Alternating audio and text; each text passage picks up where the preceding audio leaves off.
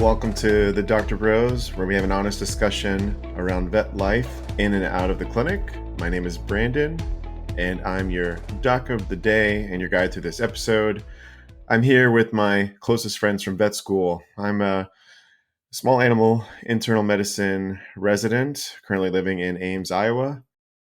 And this is Jeff. I just finished my derm residency. I am an associate vet in Louisville, Kentucky. Hey, this is Chris. I'm a GP in North Carolina. Hey, this is Adam. I'm a relief veterinarian in Louisville, Kentucky. And today we welcome back a guest, Dr. Willie Bidot. He is a Tuskegee grad from the class of 2014. He is a board-certified lab animal veterinarian. Also, he has a master's in public health. He co-founded the nonprofit Veterinarians for Puerto Rico, which provides free and low-cost veterinary services on his home island. He offers financial education to other veterinary professionals through the Veterinary Financial Summit, and he also co-hosts the Veterinary Financial Podcast. He is currently a candidate for the Accredited Financial Counselor certification. And with all of that, please welcome back Willie to the Dogtor Bros. Thank you, guys. Thank you for having me back. Of course, I'm always still mind blown about how much stuff you do. It's just crazy. Well, just real quick, as a Puerto Rican, we know you speak Spanish. All of us here are still gringos. Maybe not JT so much, but if anyone else could, or if you guys could like pick a language that you don't currently speak that you would want to speak, what would that be? And I think a lot of us would probably say Spanish. So for the sake of keeping it interesting, assuming that you would also speak Spanish as your next language, what would be your third language? This is Jeff, and I'll say I do speak some Spanish now, which is great. So I think the third would be probably Brazilian Portuguese, because I have recently been seeing like some good like travel tips and how welcoming the people of Brazil are. So I kind of want to get down there and try it out. And since that's not too far of a stretch from Spanish, I feel like it would be a reasonable jump. This is Brandon again. I would love to learn to speak French. I took French through high school, and I took 4 years of French. One of them was AP French, and I kind of just dropped off. I never picked it up in college or anything, and I have French heritage, so I would love to speak French. And my wife actually learned a lot of French when she was little, so her accent is just amazing. I still sound like a freaking American trying to speak another language, but that would be my other one to pick outside of Spanish. This is Chris. I would go with JT and go with Portuguese if I knew Spanish better, but Spanish is definitely the one that I need to speak. This is Adam. If I already spoke Spanish as well, I guess next would probably either be French or Italian, just because I would like to travel to France or Italy, and it'd be nice to be able to speak the language. So that would help. Well, this is Willie. You guys are such gringos. I'm gonna do the episode in Spanish, so I can mess it up. No, but all be solamente en español. JT would keep up. JT speaks some mad Spanish, man. I'm glad for him. He's been doing awesome with practicing on that. Gracias. I speak wise, because how I work, I like to be efficient. I would do Mandarin because it's, I think, one of the most common languages spoken in the world. But a language that I would like to learn is sign language. I've interacted with clients in vaccine clinics and even with the nonprofit that they only do sign language. Fortunately, most of them are pretty good with lip reading. But still, I've recently I feel like that would be helpful to be able to communicate with these people. Yeah, I like that. I love that answer. That's what my wife, she's a special ed teacher. She would love to learn sign language as like her next thing. I think that would open up a lot of doors. I don't know about you guys. I've had multiple clients that only communicate in sign language, and usually I'll have an interpreter that helps us out.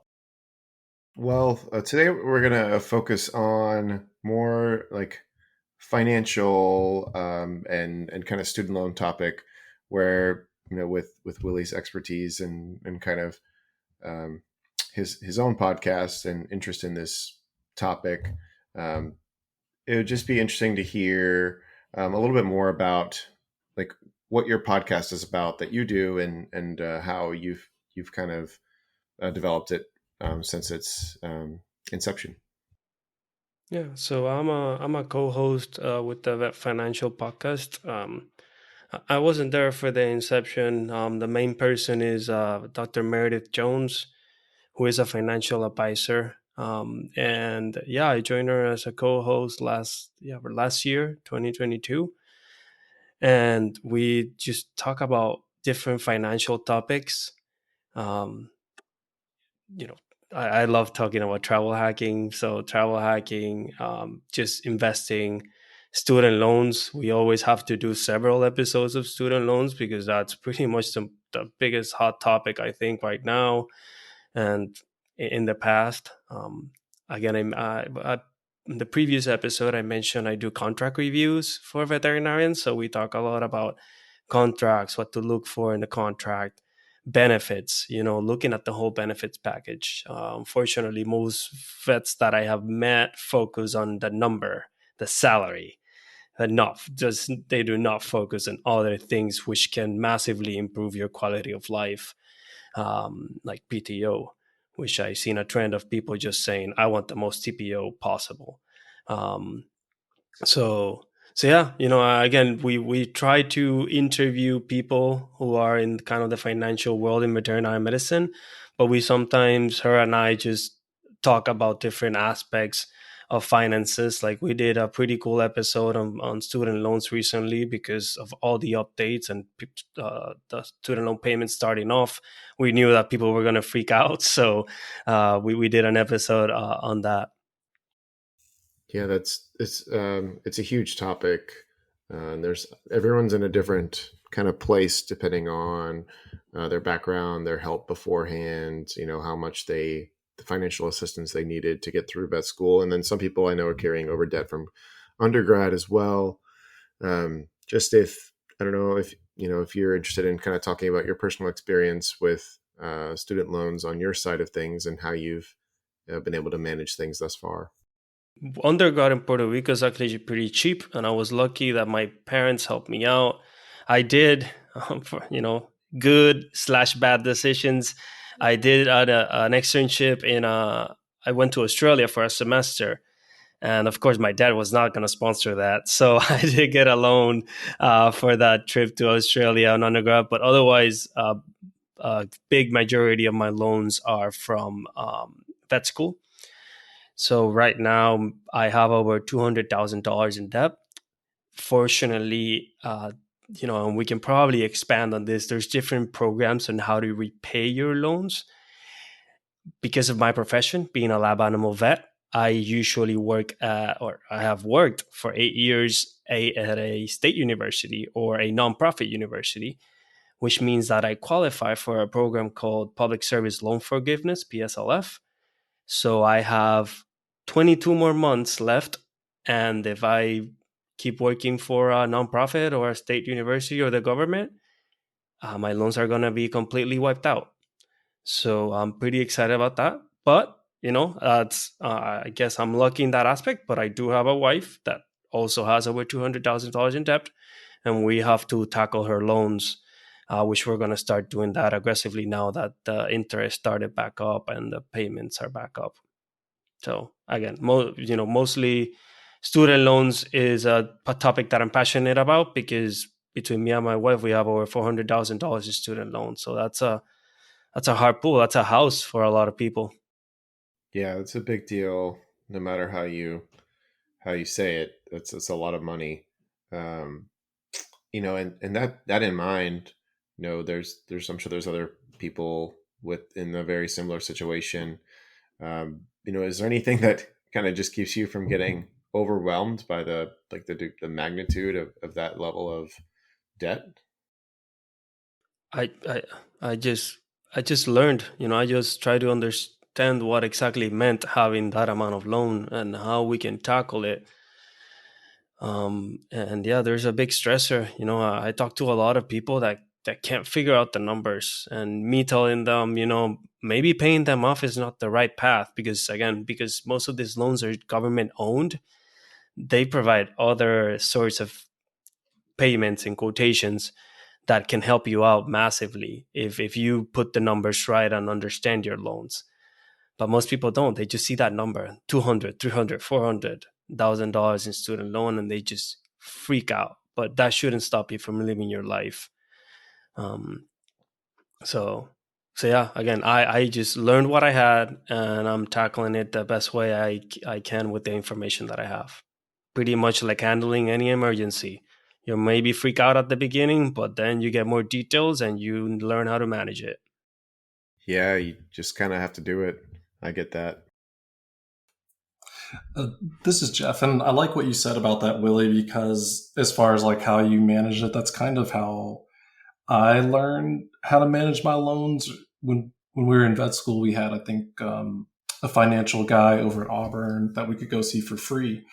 And based on what I wanted for my plan, which was, I want to be able to live my life and have some kind of fun, but also make sure I'm dealing with my loans. My plan was like, we pay on this debt what's required. So I'm paying on the minimum every month, but then at the end of our, let's say around 20-year period, I know that it'll get forgiven with air quotes. And then you can plan for what'll happen in a lot of people's cases is there'll be a large amount of forgiven debt that gets seen as income, and then I get tax based on that. So I'll have to pay a large amount, but that can be calculated and planned for. So part of my personal plan, or works for me, is instead of putting extra money towards aggressively knocking down that number, since I don't have that right now, using extra money and investing that, letting that money grow, so then I can plan for that big tax bomb, which is a word I got from your podcast, from the Veterinary Financial Podcast. Everybody should go and listen. But planning for that tax bomb, I know it's coming, but I can order my finances so, the percentage that needs to go towards loans goes towards that, and I can still have a percentage that is for fun, guilt-free money, and plan for my future with investments and savings separately. So yeah, so that's your scenario. And people, when we give lectures, people just say, "I have $300,000 in student loan. What should I do?" It's like, man, that doesn't give me any information. I need a whole picture. Uh, you know, do you have a spouse? Does your spouse have student loans? Do you have kids? Everything that helps you or prevents you from doing certain things. So I'm going to break down a little bit of what you spoke for our listeners that don't know what you just said. Please. So if your loans are government owned, there's pretty much two things that you can do. Well, there's three. You can defer and just never look at them and do forbearance, which is horrible. It's like just defaulting in loans. I do not recommend that at all. But the other two options are either you pay off your student loans aggressively. Usually the government would just by default put you in a 10-year program. If you're going that route, I'd rather you do it shorter than 10 years. Try to be as aggressive as possible. But in mind that you're going to pay a lot. Especially for us, I'm talking to the veterinary population. I am not a financial advisor, not a lawyer, not an accountant, not anything. So this is for your entertainment only. The other option, which is what you were talking about, it's called an income-driven repayment plan. Unfortunately, the government has made it so complicated because within that income-driven IDR, income-driven repayment plan, there's different options in payment. There's about 4 of them. The one that you mentioned is probably pay as you earn, because you said 20 years. And I think that's the only 20-year program. So the idea is they based the payment on your income. It's 10% of your income. And it's actually your adjusted gross income plus minus some things. So meaning that after, you put to your 401k, blah, blah, blah, you make 100, let's put an easy number, $100,000, you're going to get, you got to pay 10% of that. So every year you have to pay $10,000 to your loans. Broke it down into months, that's like a 900, 800 something dollar payment a month. So that was how yours was calculated. And then you pay that. Again, you have to recertify your income yearly. So every year your income hopefully goes up. I'm really hopeful that everybody here's income is going up every year. It goes up, so you're going to pay more and more. But at the end of the 20 years, I'm sorry, Brandon, you're a resident. You're just going to pay $20,000 for 3 years. But then you'll make money. Don't worry. So at the they have all of these programs have different dates. So the one that you're on is 20 years. So at the end of 20 years, if you still owe money for that loan, they are gonna wipe out your loan. But in their sense, it means that they're gonna say, okay, you still have $200,000 in student loans. I'm going to wipe that loan off, but you're going to put that as income for that year. So in other words, what they're telling you is you have to pay taxes, income taxes on that amount that was forgiven. So in your case, I'm saying your case, I just made an imaginary case. We're talking about $200,000. Let's say you're a 30% tax bracket. So that year, you better have $60,000 in your bank account so you can pay the IRS. And that's it. Loans are clean. That was it.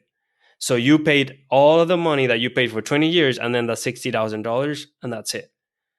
And that sounds like a lot. It's a lot of time, a lot of money. But if you use a calculator and it tells you will actually pay less doing that than paying your student loans like right off the bat, then you have a very difficult decision to make. The decision is, I'm going to pay down my loans aggressively, or I'm going to pay this payment, which is probably not even covering interest, and I'm going to see my loan balance go up and hope for the best in 20 years. The government just came out with a new plan. It's a 25-year plan. The cool thing is it's still based on 10% of your payment for graduate loans, but your interest doesn't accumulate. But again, you have to use a calculator. Because the cool thing about that one is that your loan balance never goes up, which is awesome. Your loan balance, but you're paying 5 extra years. So for some people, that program is awesome. For some people, that program, maybe you actually end up paying more than the pay one, the one that you actually see your loans going up.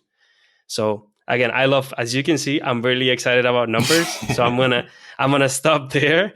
But at the end of the day, you just have to understand what your loans mean. And if you don't understand, get a student loan consult. There's people that do that. The co-host on the Veterinary Financial Podcast, Dr. Willie Bidot Join, she's also a certified student loan planner, CSLP, and she can certainly run through the numbers with you. There's VIN has a great calculator for that. So there are resources. You just have to sit down, and like anything, you just have to sit down and dedicate some time to it. This is Chris, and you mentioning the student loan planner. So I'm actually doing that. I have my consult coming up in a week or so just to do that because of what you just said, that new plan they came out with. My wife and I, we have 400,000-ish between the two of us. So kind of like you, Willie, and Andrea. So we're trying to figure out how do we tackle that and how do we best go about it. I kind of think we're going to go with the pay, was it the repay or the save, whichever one is the new one now. Save, save, wait for 25 years and see what we're going. But again, I think that's for our situation. That's probably best, but that's also why I'm consulting with a student loan planner to make sure that's the right planner. I'm thinking with the right numbers in mind. But yeah, I think for all people listening, you definitely need to go. If you don't know what to do, go talk to somebody, find out information. You don't have to do it blindly. There's plenty of resources out there that can help you.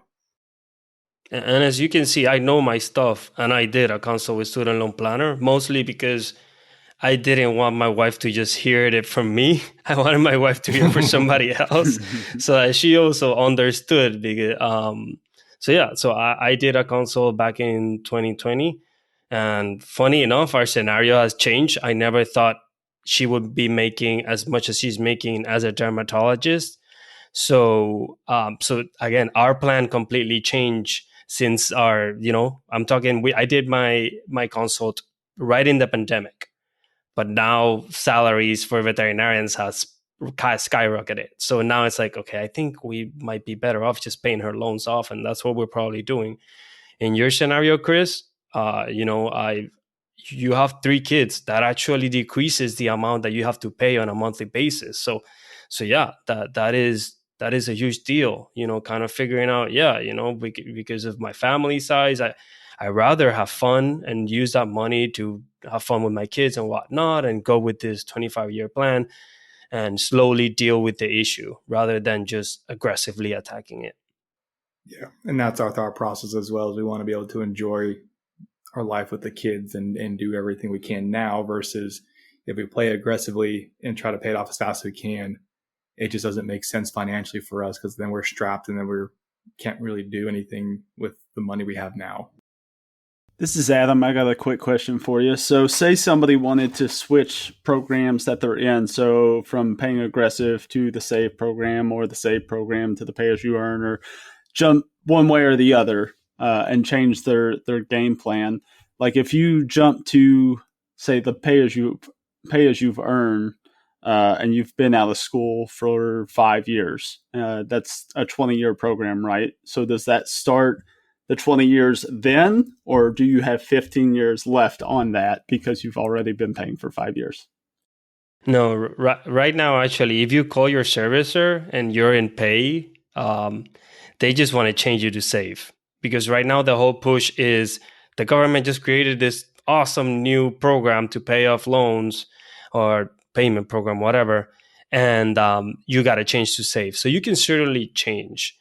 I'm not sure if you're going to be able to change back. And that's why I say you have to understand your loans, because for some people, pay might be the best way. For some other people, save might be the best way for them. So certainly, and sorry, to the other part of your question, no, technically, if you say you graduated 2017, so you've been paying off for 6 years, those 6 years will still count. So if you change to save, yeah, it's not starting the clock. They'll transfer everything and still account for those 6 years.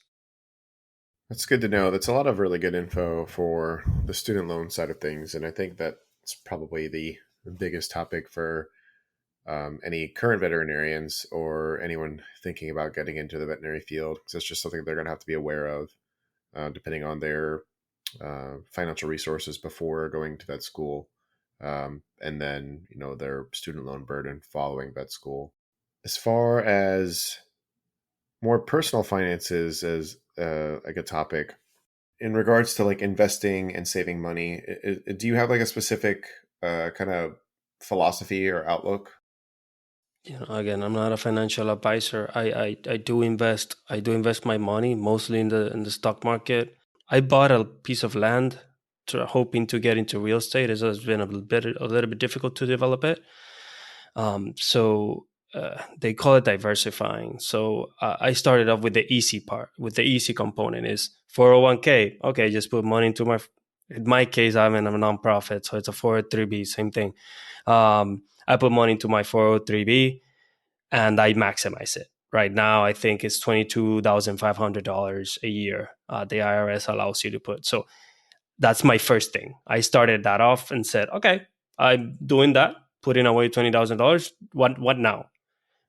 So definitely want to real estate. Now I got in a little bit into businesses, like businesses that I can help and be involved in them. I have not invested in a business that I'm not going to be a passive investor yet, but soon, hopefully. But otherwise is try to focus on what you know. Most of my mistakes have been because of a shiny object. Cryptocurrency. Oh, put your money in cryptocurrency. Yep. That I lost all that money within a month. Like, no, I'm not. No shiny objects for me. Keep it basic. Stock market, on index funds, which is like just pretty much putting money into every company in the U.S., hoping that some do better than others, and and again, things that I know, and even things that I know, I've invested in companies that I was actively involved, and I just had to just remove my money out of there because I invested so much time and I was not seeing any reward. So again, there's no easy solve at all, but you certainly need to invest your money. If that looks to you like I'm gonna buy into this practice, be be proud if it's 10% of the practice, because at least you're gonna see that amount of money grow. Like some people feel like I have to buy the whole practice. No, you just ask the owner, like, you know what, I've been here for 5 years. I would like to buy some part of this practice because I'm helping it grow for sure. And I want to see it grow more so that at some point this clinic is worth $10 million and I own 10%. So that was a $1 million retirement plan for myself. The number in my personal finances, the number that I love the most is net worth, which is your assets minus, oh my God, I forgot the name, but all of my loans and whatnot. So that number, I want it to keep going up. So I want to have more assets than I have debts. That's a word I was looking for. Than I have debts. And it has worked out. Some months it drops a little bit, some months, but otherwise seeing that number go up, it means that I'm doing a good job. It means that I'm actually saving more money than I'm spending on quotes.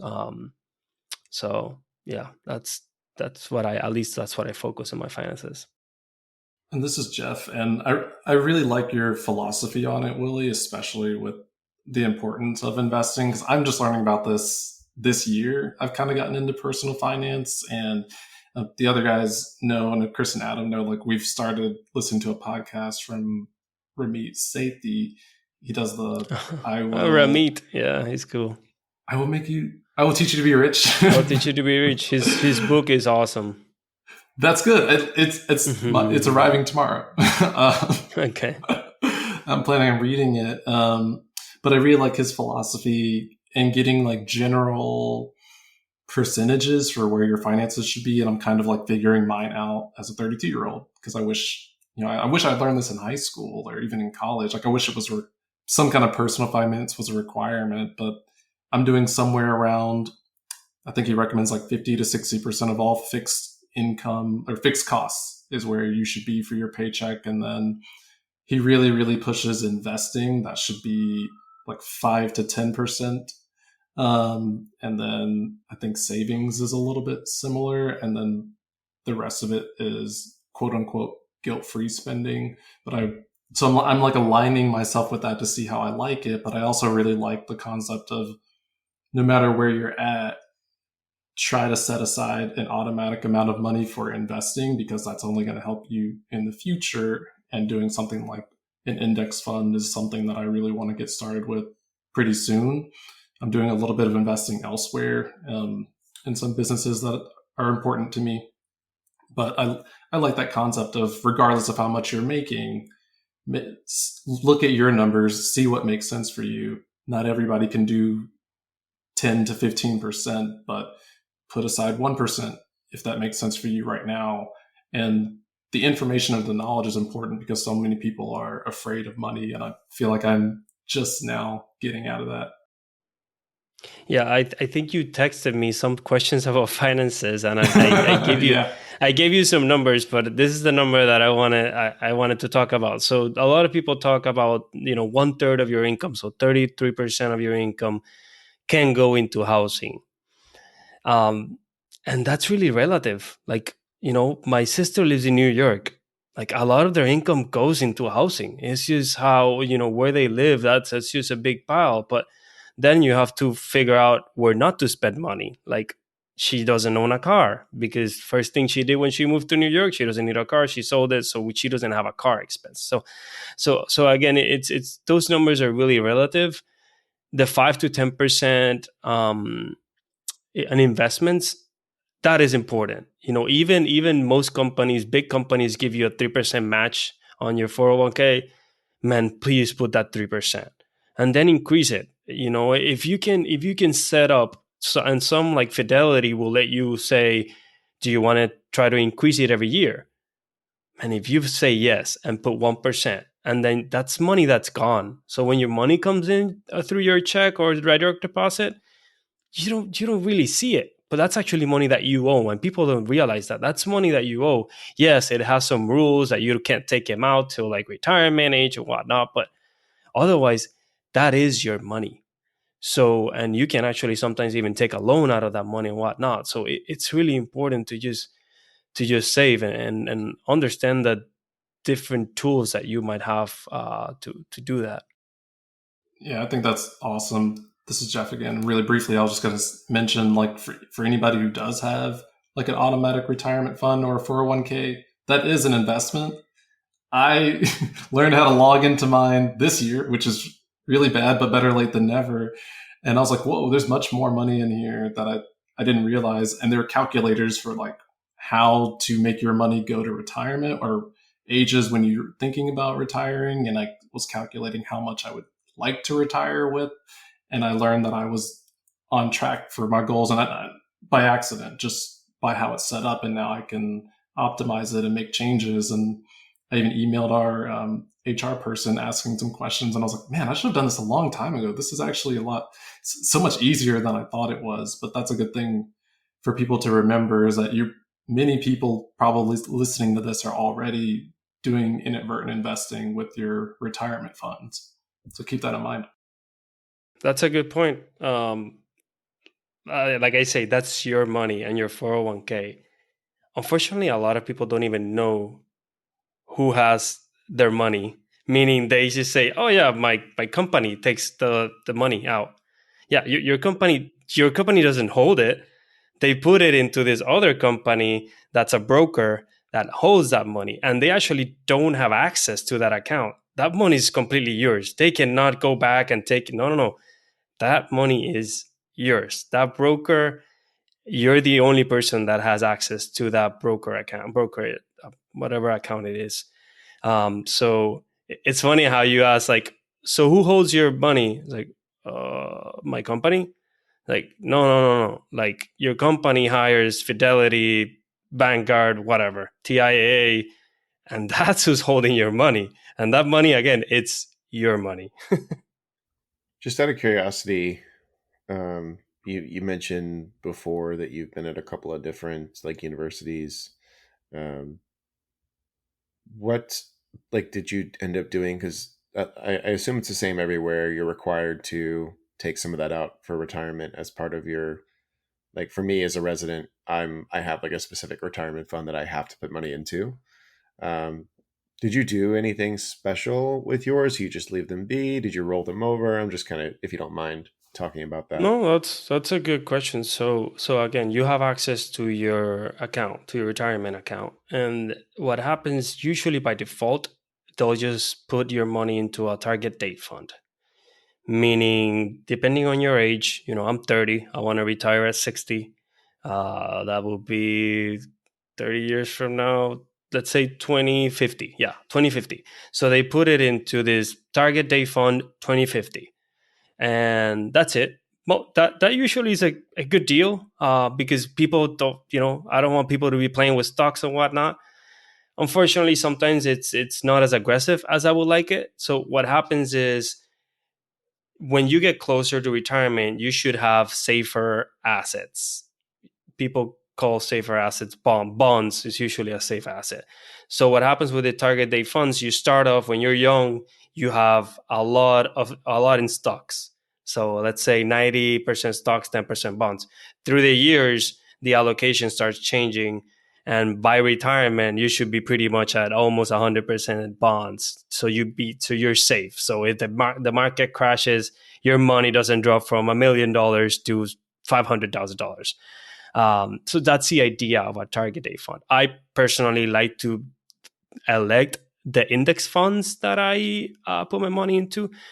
But I much rather tell somebody, yes, use a target date fund. Like, just that's the easy way. Maybe put it a little bit farther away. So again, in my scenario, 2050, no, let me put 2060. That way my portfolio is a little bit more aggressive for longer. But yeah, in most cases, I feel like your company's trying to do what's best for you. And yeah.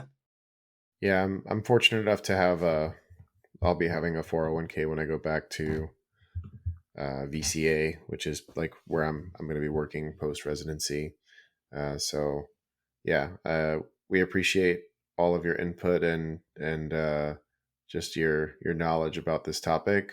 I definitely have a lot to learn following residency. I'm focused on residency now. Everything else later is kind of the mantra at the moment, and I know you've probably dealt with that before too.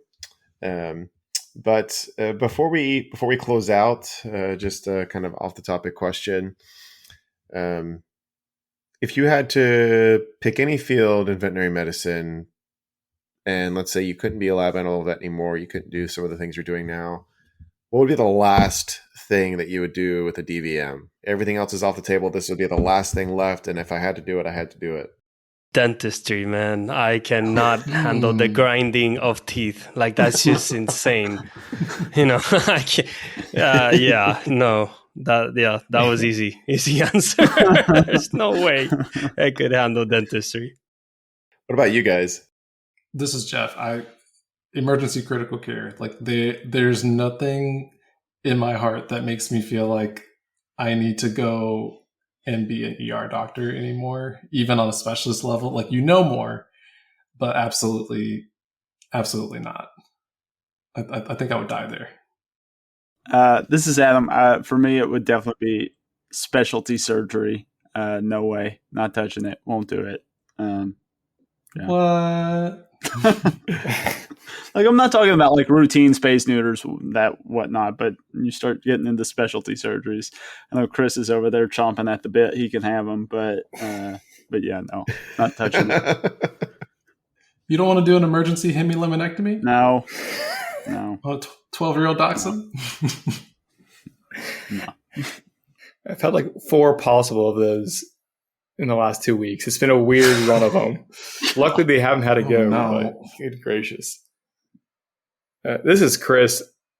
I don't know. I guess internal medicine is not up my alley, or ophthalmology. Actually, or maybe ophthalmology. I think ophthalmology would be last. I'm not a big fan of eyes in general. It's just not they're tough. It's not my forte. And that's where I think I do like cardio. I think cardio is really cool. So if I had to go a different route, I'd say it'd be cardio. But yeah. Cardio is just internal medicine, but cardio. It's fine. I can deal with that. Oh, man. Dude, I couldn't do surgery. I couldn't do critical care. Like, critical care crosses over a lot with internal medicine. But as far as like the traumas and stuff, it's just like, nope, I'm good. And that's where I'm like, anything surgery. Hell no, I'm good. But I get where you're coming from with the opto folks. They have their own like dictionary for all their stuff. They're speaking another language. I don't know. I'm so glad they exist because, yes. Oh man, I love our ophthalmologists. A lot of referrals. Thanks again, Willie, for joining us today. And where can we find you, Willie? Instagram, mostly at Willie B. We'll also put in the show notes information about all of Willie's different endeavors and where you can find resources on those, including his veterinary as a co-host of Veterinary Financial Podcast and Vets for PR. And thank you to our listeners so much for listening to the Dogtor Bros. If you enjoyed it, please leave us a 5-star review on Apple Podcasts or anywhere you listen to your podcasts. We will love you forever.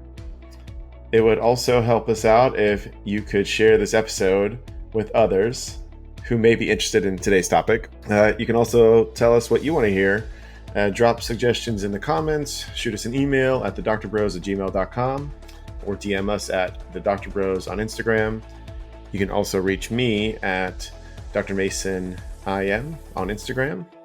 And this is Jeff. You can reach me at Derm Dr. Jeff on Instagram and TikTok, DERMDOGTOR.